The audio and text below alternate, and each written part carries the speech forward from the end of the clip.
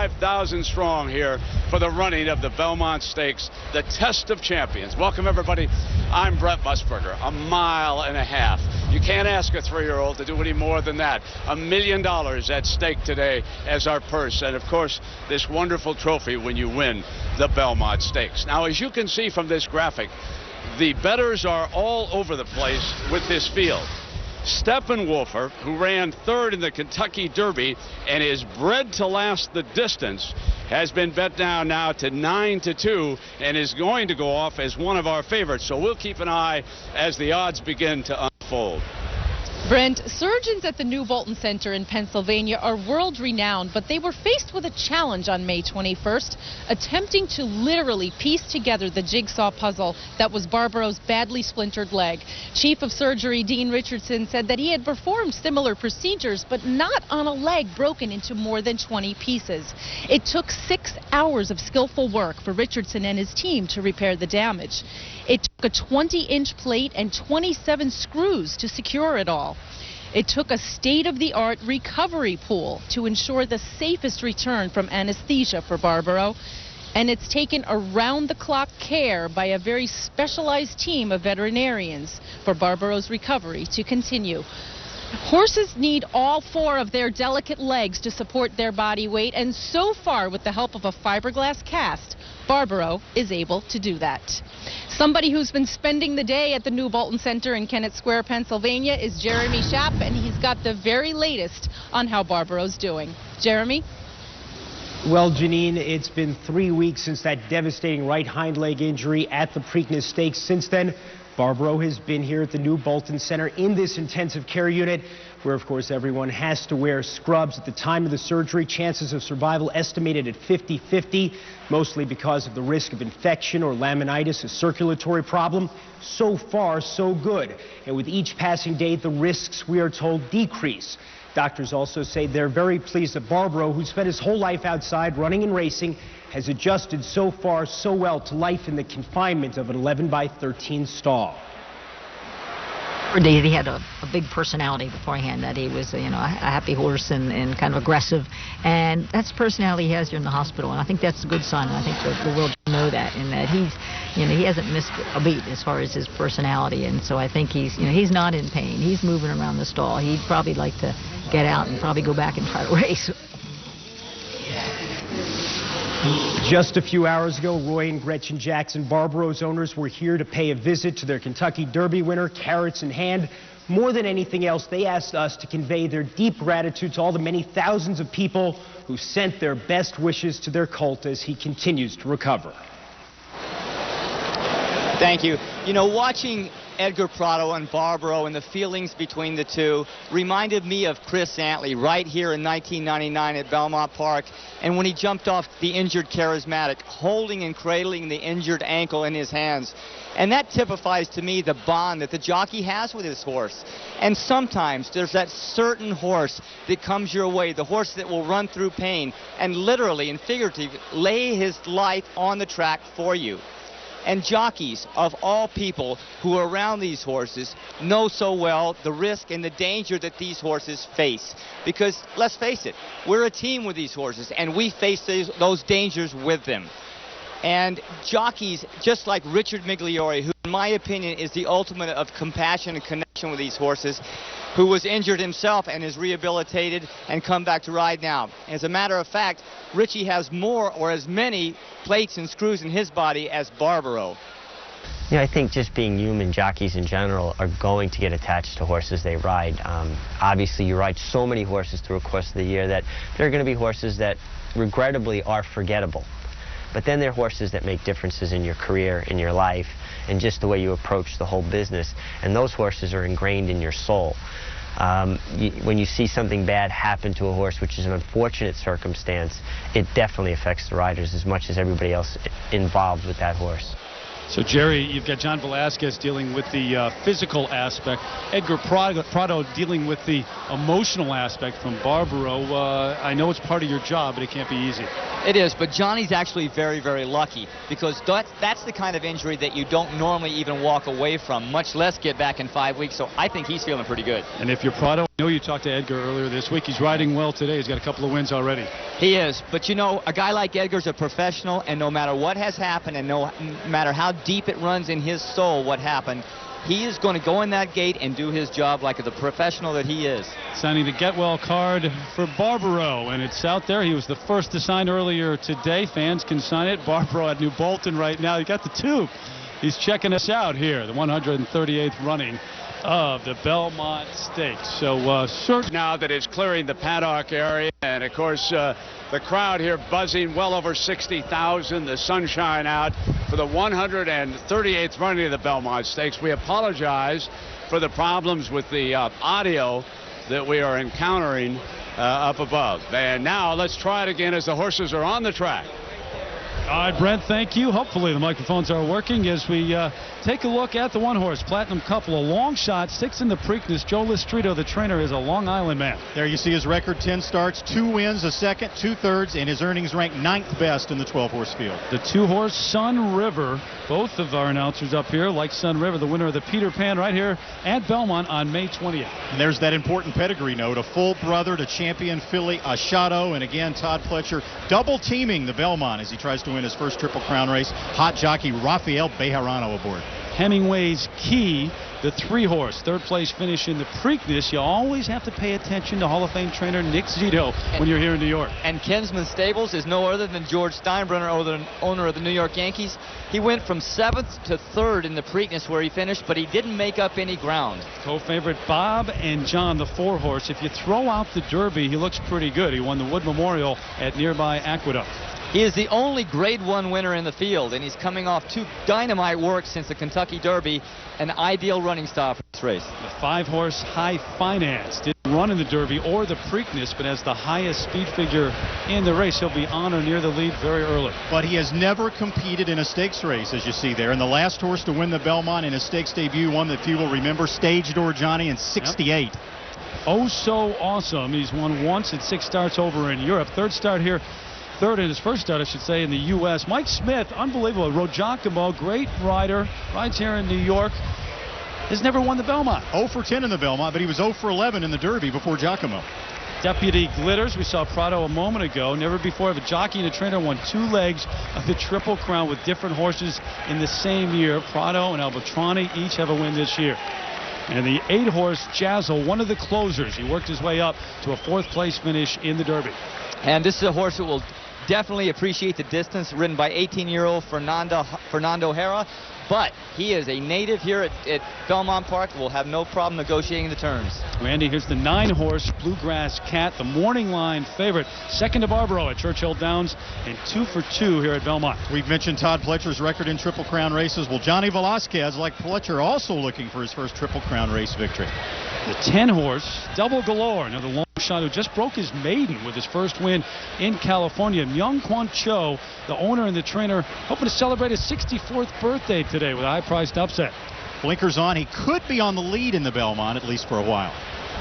The 11-horse Steppenwolfer, a lot of play from the bettors here at Belmont, named after the band. He was born to be in the money, though, not Wild. A closer that's hit the board in every race on the dirt so far. Yeah, he skipped the Preakness, another one that will be coming from very far back. And Sacred Light, the 12-horse sired by Holy Bull, 1 win in 7 starts so far. Trainer David Hoffman's, he's entered 1 Belmont. He's won 1 Belmont with touch goal. On Stakes.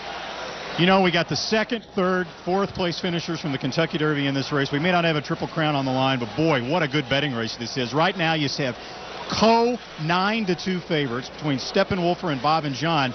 The highest price favorite in the 138-year history of the Belmont Stakes. You can't get much more evenly matched than that. Bettor's paradise right here. There is Steppenwolfer. He'll be coming from very far back. If Robbie Alvarado can keep this horse within 10 or 12 lengths, assuming the pace is a moderate one of 47 or so, then I think he's got an excellent chance to win. But if he gets back 18, 19, 20 lengths, he's going to have a tough time. And that is the key for the Steppenwolfers and the Jazils, who have the late kick at 1.5 miles today, not to get too far behind. The key is, if they're going slow, for the jockeys to be aware of it and don't just automatically take them back another 5 or 6 lengths. Now, pace. Here's what we need to look for, I think. Double Galore from the outside is going to show some speed. He'll go to the lead. All right. Now, you know also that High Finance is going to show He'll some be speed. laying second. Bob and John is going to be kept in the running. He'll be laying third. That's the way he really likes to run. Yeah. And, you know, we'll Bluegrass just see Cat how will it be shakes out. stalking them in Sun River. Deputy Glitters also. Let's don't forget Deputy Glitters. Tom Albertrani told me he would be either first or second early. So we'll see how smart we are. Yeah. It's a lot of names you just mentioned, by the way. I know. It could be a little crowded up front, but the pace shouldn't be very fast. We know that. Secretariat, of course, the track stakes and world record at 1.5 miles. As they are just about in, we go to Tom Durkin for the call of the Belmont Stakes. They are in the gate for the 138th Belmont Stakes, and they're off. But it was a slow beginning for Oh So Awesome. Not so for Bob and John, who breaks out on the lead. And Deputy Glitters is right there. Bluegrass Cat is forwardly placed. Just in behind them, it's High Finance. So Bob and John, and Garrett Gomez is keeping him to the middle of the track, forcing Deputy Glitters even farther out in the track, yet farther still, Bluegrass Cat. In the meantime, there's an opening for High Finance, who moves through a big opening toward the inside. In between horses, it's Double Galore, close to the pace and running in sixth. Sun River gets a good spot. He's saving ground toward the inside seventh on that sweeping first turn here at Belmont. Steppenwolfer a bit closer than usual. He is running eighth, about 6 lengths from the lead. Sacred Light outside him, followed by Platinum Couple. Then a break of 3 lengths back to Hemingway's Key, who's sitting out the opening furlongs in 10th position. Oh So Awesome was off that late start, and that late closer, Jazil, trails the field. And the pace is relatively strong, 47 and 1/5 seconds for the opening half mile here. And Bob and John is the leader down that long backstretch run here at Belmont Park. High Finance rides the rails in second. Deputy Glitters up close to the pace in third. Long shot Double Galore is in between horses. Johnny Velasquez keeps Bluegrass Cat situated in the clear on the outside, running long in fifth, about 4 lengths from Bob and John. Then it's Platinum Couple, followed by Sun River. Then Sacred Light on the far outside. Jazil begins to thread his way through in between horses now, with 5 furlongs to go. Still at the back is Steppenwolfer, followed by Hemingway's Key toward the inside, and Oh So Awesome. And it is a very tight pack after 3/4, 1/12 flat. There's just 7 lengths or 8 lengths now from front to back. And it is Bob and John the leader. And here comes Bluegrass Cat, is going to take a run at him at the midway point on the far turn. And Jazil comes on. There goes Jazil up on the far outside, moving just outside the quarter pole. It's now Bluegrass Cat and Jazil, and they will arrive at the top of the stretch together. And Steppenwolfer gets his motor running. He's coming on through third in between horses. Sun River's right alongside him. At the top of the stretch, it's Jazil in front. Jazil's come from way out of it, and he's coming down to the last furlong with the lead. Bluegrass Cat is fighting him hard all the way. Sun River is third. Steppenwolfer is fourth. It's still Jazil, and a very determined Bluegrass Cat. He is determined but second to the Belmont winner, Jazil. Jazil won it by a length. Bluegrass Cat was second. Sun River was third. Steppenwolfer was fourth. The final time was 2 minutes, 27 and 4/5 seconds. And an 18-year-old jockey, Fernando Jara, with the win here in the Belmont Stakes. A terrific ride. He did ride him very well. There's a little point on the far turn where he had to be very patient, thread his way through horses, but he pulled the trigger at exactly the right time. And there is a look at a jubilant winning trainer, Kiaran McLaughlin, getting his first victory in a Triple Crown race. He saddled Closing Argument last year in the Kentucky Derby at odds of more than 70-1 to finish second, and now he gets the job done. He was almost second guessed before the Kentucky Derby, as you see another look at Jazil and Bluegrass Cat, for riding Fernando Jara. Yeah. But Jara gave him a picture-perfect ride in the Derby, and now gets the money in the Belmont. Well, it's his home track. He's very comfortable here, and he knows the horse like the back of his hand.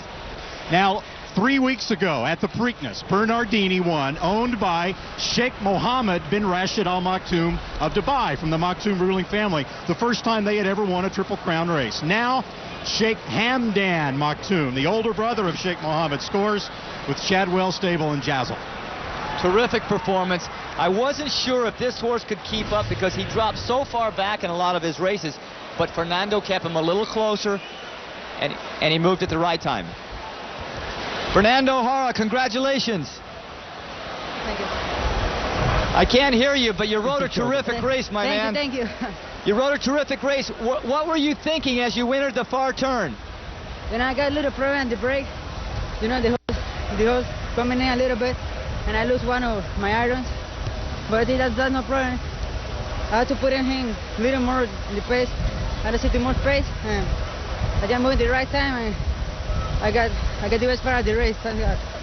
Congratulations, you certainly did move at the right time. He said he lost one of his irons leaving the gate, which happens occasionally to us when the horse brushes the side of the gate, knocking our foot loose. Luckily, he's not a speed horse. His horse is going to be back toward the back of the pack anyway, right? Well, that's exactly right, and you need to sit on the horse's back, which you don't normally do, for 2 or 3 strides to reposition your foot. And if you are on a horse that's on the lead, it's very, very tough to do that. Is that a happy guy or what? Fernando Jara, the teenager and third-generation jockey from Panama, our Emirates Eyeline. Skycam taking him home to the wire here in the Belmont of Steve Coffin as a teenager, winning in the Triple Crown. Fernando Jara, he had about 60 wins in Panama by the time he was 15. You can't ride in the United States when you're 15. He came here to the U.S. in 2004, and let's take a look at that winning ride through the eyes of Jerry Bailey. And he rode him as cool as you could possibly ride. He left the gate here, and when he left the gate, the horse brushed the side of it, knocking his foot out of the stirrup. Now you'll see him right there. Put his foot back in the stirrup with his hand and never miss a beat. I mean, riders can fall off when this happens, so he did a great job. Now when he goes down the backside, entering the far turn, he's threading his way through horses, as cool as he can be, not panicking, pulled the goggle down so he has clearer vision there. And as soon as he finds an opening as he turns for home, he's going to pull the trigger and say, let's go get those carnations. What a cool ride. I mean, you would never know he's 18, and I see now why Kiaran McLaughlin had enough confidence in him to lead him on.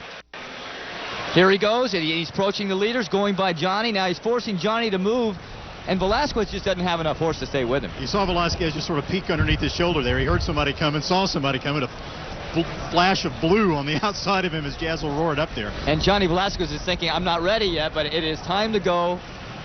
And Fernando did a perfect job. He goes to his left hand to make sure that the horse doesn't drift in and bother Bluegrass Cat here. Another professional move, like an old-timer riding this race. Let's give some kudos to Bluegrass Cat. He fought back gamely. For an instant, right about here, I thought there was a chance that Bluegrass Cat could come back and win, but once a horse gets past, like Bluegrass Cat did, and gets pinned in on the rail, it's so hard to fight back. But you're right, he didn't fold his 10 immediately. And it was fitting because for a race that was projected to be wide open, when they hit the 5/8 pole, it was anybody's race. And, you know, there's a lot of irony here with this mock tomb thing in the Grueling family, because for so long they have been wanting to win Triple Crown races in America the way they do it, training them in Dubai and bringing them over here. They've gotten a lot of criticism for that. A lot of people said they couldn't be done. And now they've won 2 out of 3 this year with American-trained and American-prepped horses, not from Dubai. Jazil pays 1440, and there you have the order of finish. And guess what? Bluegrass Cat, Sun River. Guess who trains the second and third horses and who is now 0 for 21 in the Triple Crown, Mr. Pletcher. But he's getting closer. He was second and third, so we're going in the right direction with him right here. And you know what's ironic is they held Bernardini out of the Belmont because it wasn't that effective for his stud purposes. Yet they come back right here. The same family wins it with Jazil. And did you see down there finishing 11th next to last? You know, not just bitter disappointment from Edgar Prado because he can't ride Barbaro, but Deputy Glitters with Prado aboard beats just one horse in here. Well, Edgar's had a pretty good day. I mean, he won a terrific race in the Manhattan, so at the end of the day for a jockey, if you can win one of these kind of races, it's a good day. Fernando Jara, the teenager, with just his second career graded stakes victory. And how sweet it is here in New York. He will be weighing out now. Jockeys weigh in before the race for the proper weight and weigh out so that they make sure that they still have it. Let's join Janine. I'm with jockey Fernando Jara. What a constitution this horse has. Tell me about the determination that he has exhibited in these races that you have been riding him. He just never quits. Yeah, no, I gotta, stay and declare, when I'm gonna make my move. And thanks God, I got all the way perfect, and the horse win. We got the best part of the race. You just won your first graded stakes race just this past March. You've only been in this country for 2 years. Put this win into perspective for you as a jockey, winning the Belmont Stakes. You don't know how I feel right now. It's amazing. Speechless. Back up to you. Winners go the spoils as Jazil captures the 138th running of the Belmont Stakes. Wasn't that a great horse race to watch? And let's bring in Steve Dunker, the chairman of NYRA, present this beautiful trophy here. Thanks. Before I do that, I just have to spend a minute thanking the great New York racing fans who support us. And not just today. We run races all year round here. This circuit doesn't take a break. And our fans, with their dedication, and our horsemen with their commitment, allow us to put on the best racing in America. And out of the race to the winner, what a horse race, man, that was something. We've seen a lot in this Triple Crown series. We've seen brilliance, we've felt sorrow, and now we've seen the true heart of a champion. Jazil, what a magnificent race. To Rick, to Kiaran, congratulations. You just passed the test of a champion. Absolutely, and let's check in with Rick Nichols from Shadwell. Jazil, dead heat for fourth in the Derby, got a nice rest coming into the Belmont. Were you that confident coming into this race? Yes, we've been very confident in talking with Sheikh Hamdan, who unfortunately couldn't be here, but watching it in Dubai. And congratulations, sir. Well done. No, we was quite confident that he could get the mile and a half, and Kiaran and his staff, Artie and Neil and Trish, and everybody have done a great job.